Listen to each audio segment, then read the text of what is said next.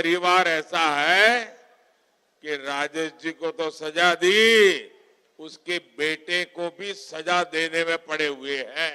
राजेश पायलट तो नहीं रहे, लेकिन उसकी जो लड़ाई है, जो खुन्नक है, बेटे पर भी निकाल रहे हैं। बड़े दलित नेता है खड़गे जी, उनकी एक फोटो लगा देते तो तुम्हारी नौकरी नहीं चली जाती।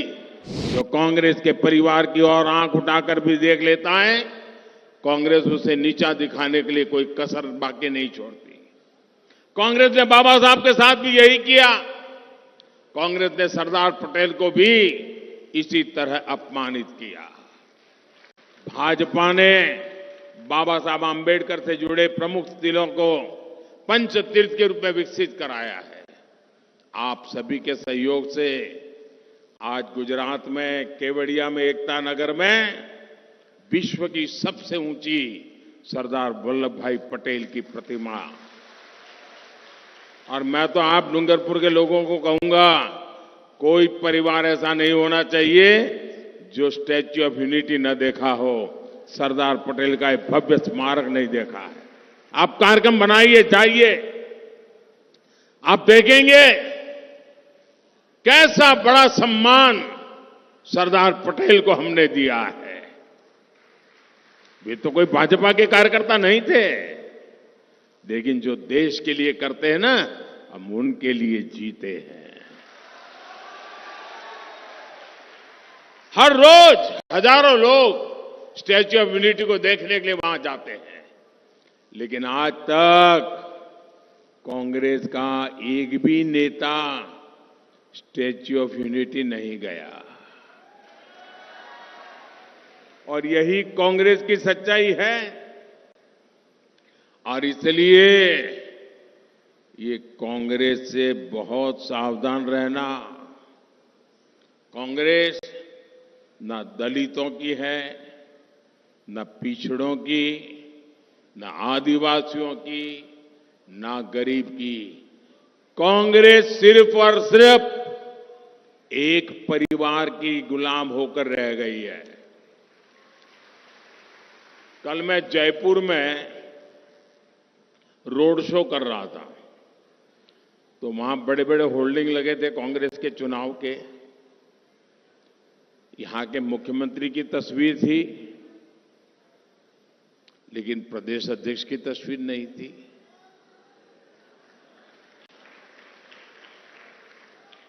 उसमें कांग्रेस के एक एमपी की तस्वीर थी, लेकिन कांग्रेस के अध्यक्ष जो दलित है और 40-50 साल का संसदीय जीवन का अनुभव है, कांग्रेस में सबसे सीनियर कुनबे में से एक है, उनकी फोटो नजर नहीं आ रही है। कांग्रेस में दलितों के साथ क्या होता है, ये आप जयपुर में जाकर के, मैंने तो कल देखा, मैं तो चौंक गया। अरे भाई, कम से कम इतने बड़े दलित नेता है खड़गे जी, उनकी एक फोटो लगा देते तो तुम्हारी नौकरी नहीं चली जाती। लेकिन सिर्फ एक परिवार की भक्ति, सिर्फ एक परिवार की भक्ति।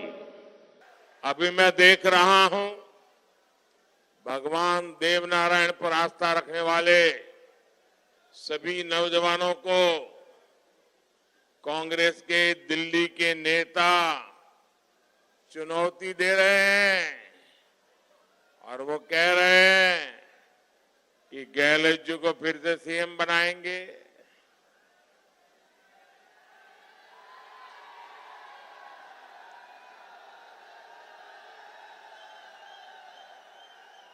ये दिल्ली का अहंकार देखिए, दिल्ली के कांग्रेस के नेताओं का अहंकार देखिए। आप लोगों को कांग्रेस का इतिहास मालूम है। अगर कोई भी कांग्रेस में सच बोले और सच बोलने के कारण इस परिवार को अगर थोड़ी सी भी असुविधा हो जाए, कांग्रेस के इस परिवार को थोड़ा भी अगर चुभ जाए तो मान लेना कि उसकी राजनीति तो गड्ढे में गई। पूरे कांग्रेस में जिसने इस परिवार के सामने कुछ भी कहा, कुछ भी बोला, वो मरा समझो। राजेश पायलट जी, एक बार उन्होंने कांग्रेस के इस परिवार को कांग्रेस की भलाई के लिए चुनौती दी थी, एक बार। फिर वो भी झुक गए थे। लेकिन ये परिवार ऐसा है कि राजेश जी को तो सजा दी, उसके बेटे को भी सजा देने में पड़े हुए हैं। राजेश पायलट तो नहीं रहे, लेकिन उसकी जो लड़ाई है, जो खुन्नक है, बेटे पर भी निकाल रहे हैं। कांग्रेस तबाह हो जाए, लेकिन परिवार के खिलाफ जो आवाज उठाएगा उसको तो बर्बाद होकर के ही रहेंगे। ये इनकी परिवारवादी राजनीति है।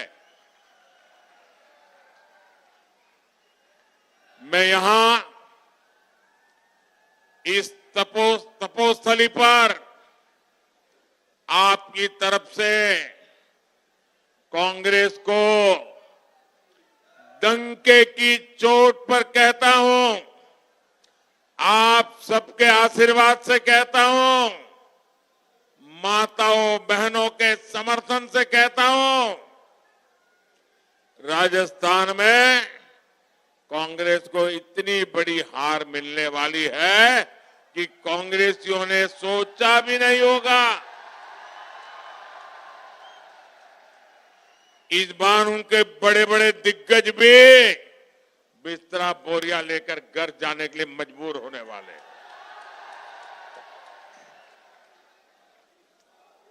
और अभी मैं बांसवाड़ा से आ रहा हूं। बांसवाड़ा में मैंने उस पवित्र धरती से घोषणा की है